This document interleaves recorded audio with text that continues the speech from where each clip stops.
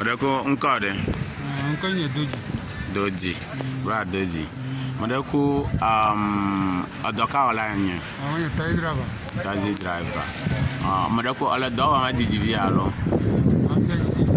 Okay. Ale do fi corona va.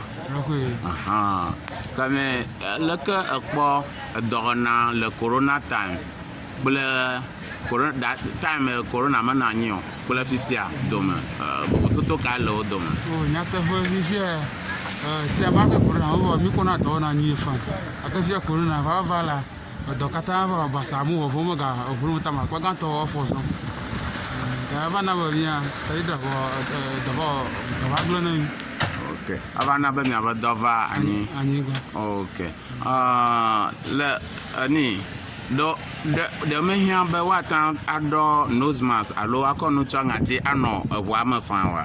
Nya ka jota ole vovon. Amo oron pe kaka do la on to nya ubo nyi kaka na ku ga no vi ogro amo no ni o protect me pe kaka ma kwa ganto hovo. But still ogava. Okay. Masehamba oda de petroji. Leke o affect me ava edodo. O mia costa ko no to ela. O dare ji aka mi ka tayi ko mi manage no mi dare mi ya buro gaji o. Mi ji wa ma sha na ro na mi gbota mi dare ya buro gaji ko mi manage na na.